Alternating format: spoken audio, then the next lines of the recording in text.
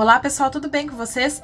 Eu sou Anneli Soares e hoje eu vim aqui falar sobre o romance A Muralha, da escritora brasileira Diná Silveira de Queiroz, publicado no Brasil pela editora Instante. Então vamos lá para a resenha de hoje. Bem, então vamos falar um pouquinho sobre este romance aqui brasileiro, um romance histórico que vai retratar o período de colonização do Brasil, ali naquela época em que houve, um avanço de bandeirantes pelo interior do país, e assim a gente vai ver com detalhes algumas características culturais, alguns fatos históricos da sociedade, informação, naquele período da sociedade brasileira, assim como nós chamamos hoje, dessa questão bem cultural e bem criada que é um povo, uma nação. Aqui a gente conhece tudo isso, pela história da Cristina, que é uma portuguesa de mais ou menos 18 anos,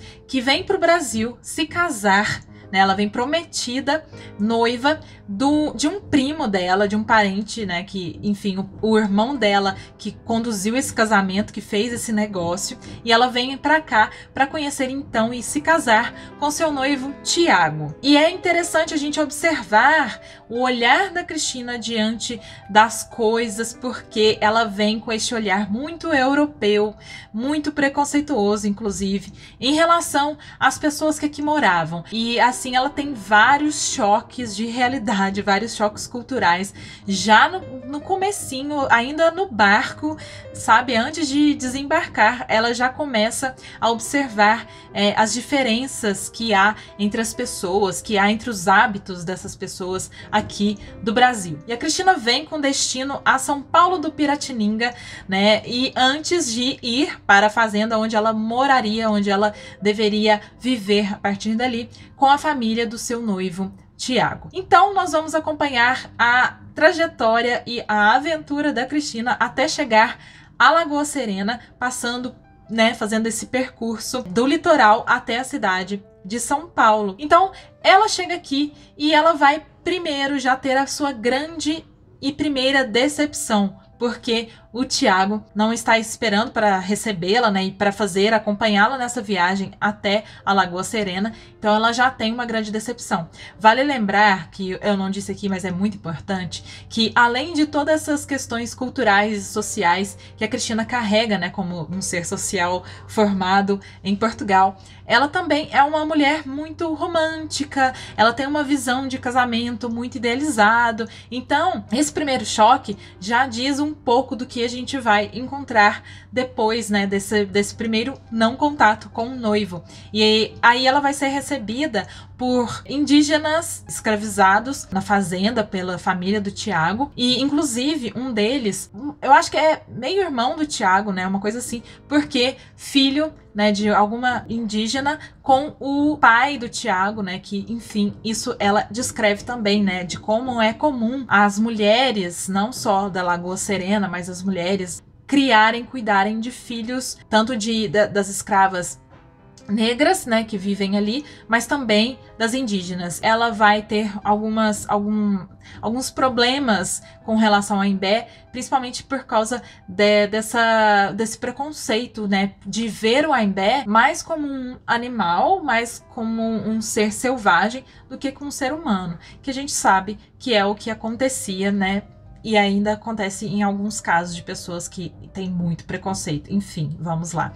Então, gente, a gente vai acompanhar a Cristina nessa viagem com estes homens, esses acompanhantes que ela não estava bem esperando por isso, até a fazenda de Lagoa Serena. E até lá, muitas coisas vão acontecer, Ela vai parar na casa de um amigo conhecido do Tiago, e ela vai estranhar, vai ter esse outro choque da relação que ele mantém com algumas indígenas que estão ali, Primeiro que ele é completamente agressivo com elas diante a Cristina, diante as visitas, que ele tem ali. E depois, no decorrer da noite, que ele bebe, canta e tal, ela vai observar cenas que causam arrepios ali por causa de uma relação bem estranha, né, uma relação assim entre ele e essas mulheres indígenas. Então depois ela para neste lugar, ela vai encontrar com outros portugueses e outros viajantes ali neste caminho, né, subindo a serra para descer depois e chegar nessa cidade de São Paulo do Piratininga, que todos estavam ali muito entusiasmados falando sobre, outros não, mas falando sobre essa cidade. E é legal porque a Diná Silveira de Queiroz, ela escreve assim de maneira muito gostosa e ela é muito detalhista, coisas como vestimentas, nomes de pássaros, enfim, da descrição mesmo, né, dessa história. Ela fez um estudo, parece que muito bem feito mesmo, que dá pra gente, dá-nos a sensação de estar ali mesmo presente naquele lugar e, sabe, de viver naquele período do nosso país. Então ela vai descrevendo este caminho, acontecem coisas com a Cristina que vão a deixar ainda mais furiosa, né, porque ela já tá destruída emocionalmente de ver que o Tiago não foi buscá-la. E tem uma mulher, uma portuguesa que veio no barco com ela, que ela a princípio fica com muito preconceito contra essa mulher, porque supostamente ela era uma mulher prostituta, ela era uma mulher, sei lá, que não era da sociedade, assim. Mas em algum momento nessa viagem, ela reencontra esta mulher e tem uma sensação de total carinho por ela, algo que ela estranha, mas se a gente for pensar, é muito essa busca pela identidade, pelo reconhecimento no outro, né, que é parte da nossa, do que a gente vai formando, né, como identidade cultural e social, né, de se reconhecer como parte de um povo. E aí quando ela olha para essa outra mulher, ela tem essa sensação de estar em casa, né, que ali ela estava viajando já há alguns dias, até que elas se reencontram, enfim, acontece uma coisa ou outra, até que ela finalmente vai chegar em Lagoa Serena e ela tá bem preocupada, gente, porque como eu falei, acontecem coisas ali na estrada, e uma das coisas que acontecem, que a deixam ainda mais furiosa, é que o Aimbé e outros indígenas que estão ali com ela acabam deixando uma arca que ela trouxe, cheia de roupas e lembranças para as mulheres de Lagoa Serena, cair num precipício ali, né, na hora que eles estão atravessando a serra. E ela fica muito preocupada, porque ela queria aparecer com presentes, né, para essas mulheres, que ela queria muito conquistar, principalmente a mãe do Tiago, né? E aí ela fica pensando como ela chegará, né, com as mãos vazias para essas mulheres. Mas acontece, e aí ela chega lá e descobre que, além de não ter buscado ela lá, né, no litoral, o Tiago não está presente na Lagoa Serena.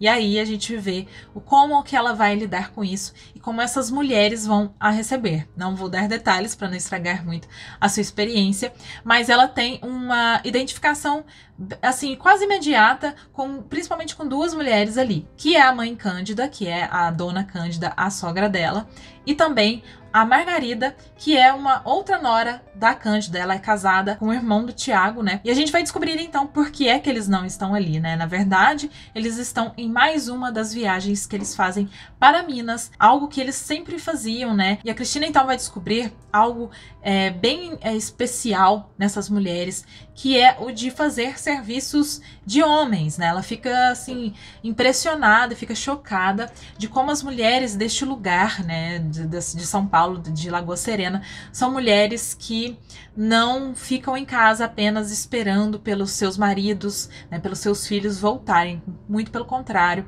são mulheres que vão gerenciar, administrar a fazenda, as plantações, os animais, os escravos, né? Mais um choque de realidade, de cultura e que, enfim, algo que a esperava. Inclusive, durante o caminho até Lagoa Serena, ela se encontra com um homem que pergunta para onde ela estava indo e ela conta que é para Lagoa Serena, e ele meio que a alerta de que ela trabalharia muito, né? Ela a princípio não acredita, mas depois ela acaba entendendo por que é que ele tinha falado aquilo, porque afinal ela teria realmente que pôr a mão na massa para viver ali. Bom, então isso vão passando os dias, isso vai acontecendo, ela vai conhecendo um pouco mais essas mulheres, vai entendendo como é que funcionam, né, as coisas ali, até que os homens chegam, os homens e uma mulher, que é a Isabel, que é uma personagem muito importante aqui também, que será uma espécie de contraponto à Cristina. A Isabel, ela é sobrinha da mãe Cândida e, portanto, prima do Tiago. E ela é uma mulher muito diferente, porque ela primeiro viaja com os homens, ela não gosta de conversar com as mulheres, ela não gosta do ambiente, entre aspas, feminino, e ela tem de estimação uma oncinha jaguatirica, uma jaguatirica, e aí ela fica andando com essa jaguatirica pra lá e pra cá, chamada Morena. Então, por isso até que aqui na capa, eles fazem aqui um retratinho. Aliás, gente, essa capa é muito linda. Eu amei a edição. Depois, no final do vídeo, eu mostro um pouquinho pra vocês. Mas, enfim, ela conhece a Isabel é super arredia com ela. A Isabel ficaria no quarto com a Cristina, porque ela tá num quarto dela de solteira ainda, né? Ela não se casou com o Tiago. E a Isabel se recusa a ficar ali. Ela fica tentando entender por que é que a Isabel foi tão arredia com ela não consegue entender que ela tem muito essa... A Cristina, a gente vê que aos poucos ela vai perdendo isso, mas a princípio ela tem muito essa necessidade de agradar a todos, de ser uma pessoa querida e bem-vinda ali naquela casa. Depois, aos poucos, ela vai perdendo isso, mas enfim. Ela fica instigada com essa relação que de cara a Isabel traça com ela, e aí ela vai tentando se aproximar ao longo dos dias dessa mulher. Mas aí lá mais pro final ela vai descobrir o que aconteceu, né? Por que é que a Isabel a trata daquele jeito, a tratou daquele jeito, porque que ela manteve ou tentou manter distância da Cristina, né? Bom, mas aí o Tiago chega lá na casa e assim, o encontro deles é um completo anticlímax, sabe? E eu achei isso muito legal porque não deixa aquela coisa meio água com açúcar, muito clichê, porque na verdade, a Diná Silveira de Queiroz faz um retrato do que realmente acontecia, né? Casamentos naquele período eram contratos sociais, contratos para manter propriedades, nomes, etc. E é isso que acontece aqui. A Cristina tem essa visão muito romântica de uma mocinha, quase heroína, mas ela está inserida numa realidade daquele período, daquele país, daquelas condições todas, né? E o Tiago, ele não tem uma reação muito empolgada, ela também fica muito nervosa, ela fica meio sem saber o que fazer, sai correndo ali na hora que ela o conhece, tem uma reação super estranha, né? Depois ela fica morrendo de vergonha, enfim. E aí ela vai traçando uma relação um tanto quanto distanciada do Tiago também. Inclusive, ele já nos primeiros dias, depois que eles chegam, ele já arruma uma viagem para fazer, e aí o pai dele tem que discutir com ele, não quer deixá-lo, e envia outro filho para fazer isso que ele queria fazer, e aí a gente vai tentando entender o que é que acontece, né? Por que é que o Tiago é daquele jeito. O Tiago, ele é uma personagem, apesar de ter essa reação muito fria com a Cristina, e a gente fica meio assim, né, tipo, chateado com ele, aos poucos a gente vai vendo por que é que ele é desse jeito e o que é que o interessa. Por exemplo, ele é muito ligado ao céu, às estrelas, ele se entende muito no mundo com isso, ele observa muito o céu e tem, entre aspas, intuições, né? Ou ele lê o mundo ao observar o céu. Tanto que tem uma estrela que ele chama de Rabudinha, que diz para ele, por exemplo, se eles devem continuar a viagem ou não, se a viagem será sangrenta. E ele também tem muitos sonhos, mas nada relacionado ao relacionamento, de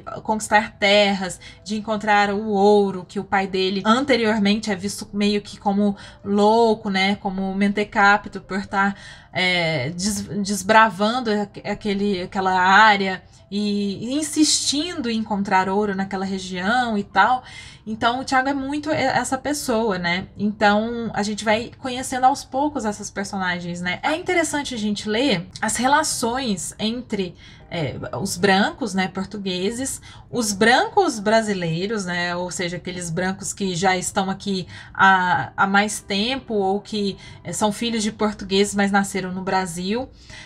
Os escravos negros, os escravos indígenas, dos brancos com esses escravos, né, e entre eles. E assim, é muito violento, né, gente? Isso, assim, ela retrata toda essa violência, todo o sangue que aconteceu para que fossem realizados, por exemplo, as bandeiras, né, paulistas, porque assim, a Diná, ela foi descendente de um bandeirante, Carlos Pedroso da Silveira, e ela inclusive fez, lógico, e foi atrás de escrever o livro, inspirado, né, em toda essa história de São Paulo, da construção de São Paulo, das conquistas, né? Assim, não foi tranquilo, foi muito violento, né?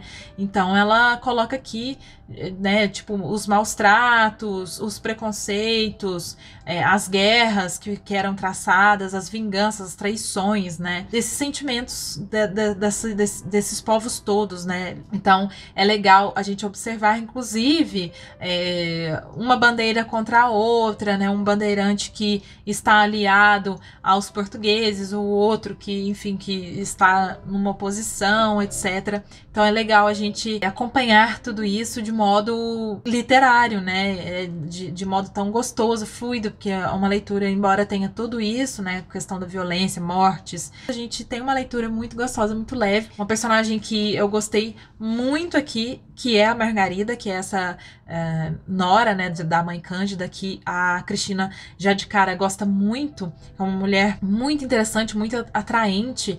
Ela vive numa casa ao lado ali da Lagoa Serena, ela não mora lá na casa junto das outras mulheres, né? Ela tem uma casa separada, e quando a Cristina conhece, ela acha super exótica, uma casa cheia de informações, assim, sabe? Cheia de detalhes, e aí a Margarida vai contando que aquilo é uma lembrança de tal coisa, aquilo é uma lembrança de uma viagem. Ela tem um louro, né? Um passarinho que fica lá falando e tal, e a Cristina, a princípio, acha aquilo um horror, porque é um animal que fala e não sei o que lá, e a alma, sei lá, tipo, tem as noias cristãs, né? E sei lá, portuguesas, e da cultura da época, da cabeça que ela tinha. E aí, uma coisa também que é encantadora, assim, na Margarida, é que ela escreve poesia. E isso também é motivo, assim, da Cristina ficar horrorizada, porque as letras são coisas para homens. Como que a Margarida faz isso, né? Mas ela vai se aproximando desta outra mulher e começa a entender um pouco, né, das motivações, começa a entender um pouco desse espírito dela, e, enfim, é apaixonante, assim, esses momentos em que as duas conversam, assim, que a Margarida fala um pouco de si, que a Margarida fala um pouco de poesia, né? Então é bem legal, gostei muito. Enfim, gente, muitas coisas acontecem, muitas histórias aqui. Tem o casamento, né, da Cristina e do Tiago, a primeira noite deles. E aí, sabe, a gente vai... Nossa, é muito complicado. É muito complicado, porque eles têm uma atração um pelo outro, que é muito física, muito sexual, mas a Cristina logo percebe que o Tiago não gosta dela, assim, ele não é apaixonado por ela, ele não a ama. Isso vai gerando movimentos nela de querer fugir daquilo, de querer ir embora, e aí vão acontecendo coisas lá na fazenda, né? Eles saem novamente de viagem, acontece uma coisa muito importante, aliás, duas coisas muito importantes que eu não vou falar, que fazem a Cristina ficar muito solitária ali. Ela começa a se afastar da mãe Cândida, ela tem uma briga feia com a mãe Cândida por causa de uma coisa que acontece, que ela descobre em relação ao Tiago, né, que a faz assim querer se divorciar e ir embora. Ela tem essa briga feia com a mãe Cândida e ela tá muito sozinha, bem triste, assim, sabe? E aí, em dado momento, ela se transforma, assim, ela fica totalmente revoltada e ela decide ir embora, né? Ela fala que ela não tem mais por que ficar em Lagoa Serena, não tem mais por que ficar em São Paulo, muito menos no Brasil, então ela vai embora e a mãe Cândida permite que ela vá. A mãe Cândida fala, inclusive, que é bom mesmo que ela vá embora. Ela vai para São Paulo para esperar o próximo navio que volta a Portugal, e durante esse período acontece mais coisa, acontece uma grande matança entre bandeirantes, é algo que mexe com toda a população de São Paulo. Eles são traídos ali no momento, um bandeirante promete não matar e que eles se entreguem, tem um momento ali de traição. Acontece uma matança que centenas de pessoas morreram, né? Tanto os bandeirantes quanto os seus acompanhantes, né? Escravos, indígenas, etc. E as pessoas na cidade ficam assim, alarmadas, ficam revoltadas e ficam revoltadas com aqueles que voltam, porque eles não aceitam que os sobreviventes não tenham feito nada. Então, entre esses sobreviventes está o Tiago. E aí vai acontecer, né, da Cristina ter de, mais uma vez, se conectar a ele, estar com ele, para salvá-lo, para ajudá-lo, né, porque a mãe Cândida acaba não o aceitando de volta na casa da fazenda. E a Cristina precisa se virar porque ela está sozinha, querendo ir embora, mas com esse homem ali à beira da morte, que ela quer ajudar, ela precisa porque, afinal de contas, ele é seu esposo. E, bom, dia a dia vai passando, o Tiago vai melhorando sua condição física, de saúde, né? Aí a Cristina decide ir embora, mas quando ela está quase chegando ao navio, ela revela pro Tiago algo que, enfim, que aconteceu e ela precisa ficar. Não vou dar muitos detalhes, mas ali naquele momento ela fica incapacitada de ir embora. Ela fica no Brasil. E aí ela olha ali pro horizonte, né? E enxerga a cidade de São Paulo, do Piratininga. Numa premeditação, numa expectativa, enfim, ela pensa que aquela será, afinal de contas, uma grande cidade. É muito bonito assim, esse final. Por quê? Porque é difícil, duro, a gente fica muito sentido por ela, porque no final das contas você fica meio que torcendo pra ela conseguir realizar aquilo que ela quer. Ao mesmo tempo também, tipo, ela não é uma mocinha, ela não é uma heroína, você fica com bastante raiva dela várias vezes. E é também uma metáfora muito sobre a colonização, né? Essa relação deles, né? O que ela espera, o que espera do futuro dela, né? E dele também, de tudo que aconteceu, da vida dela, né? Como mulher naquele momento. Então é um retrato delicado no sentido da escrita e da pesquisa, assim, muito dedicado, sabe? Tem muitos detalhes, coisas que a gente consegue desenhar mesmo aquela história, aquele período na nossa cabeça, a gente consegue entrar na história de modo muito coerente, sabe? Então é muito interessante, gente. Essa aqui foi uma das melhores leituras que eu fiz esse ano, em 2020.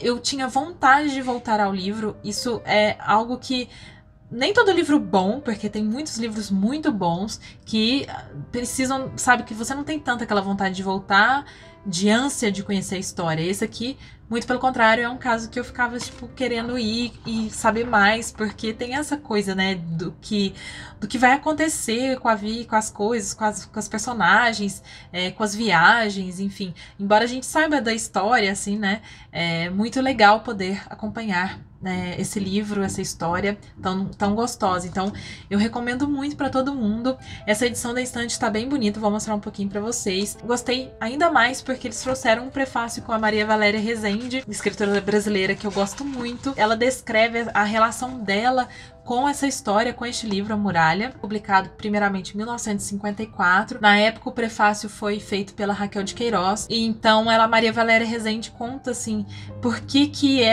esse é um livro que ela já leu e releu várias vezes, e por que ele está relacionado com a sua vida pessoal também. Então, assim, muito, muito bacana mesmo. Vou mostrar aqui para vocês a edição, né? A capa, a quarta folha. Aqui a orelha dupla. Aqui eles até contam sobre a concepção da capa, né? E bem, bem bonita, ó. Orelha dupla. Aí tem um trecho do prefácio original da Raquel de Queiroz, né, de 54, e um trecho da Maria Valéria Rezende desta edição, né? E aí aqui o livro, ó, com uma folha grossinha, bem boa, amarelada. Uma delícia de livro, gente. E é isso, espero que você tenha curtido essa resenha. Eu vou pedir a você que ficou até aqui comigo para não se esquecer de dar um joinha se você gostou do conteúdo e também se inscrever aqui no canal. Eu sempre trago resenhas da literatura brasileira, também estrangeira. Também tem quadros diferentes aqui no canal. Se você quiser conferir, eu deixo playlists temáticas, então é fácil de encontrar o conteúdo que você mais desejar. É isso, eu vejo você no próximo vídeo. Um beijo grande e até!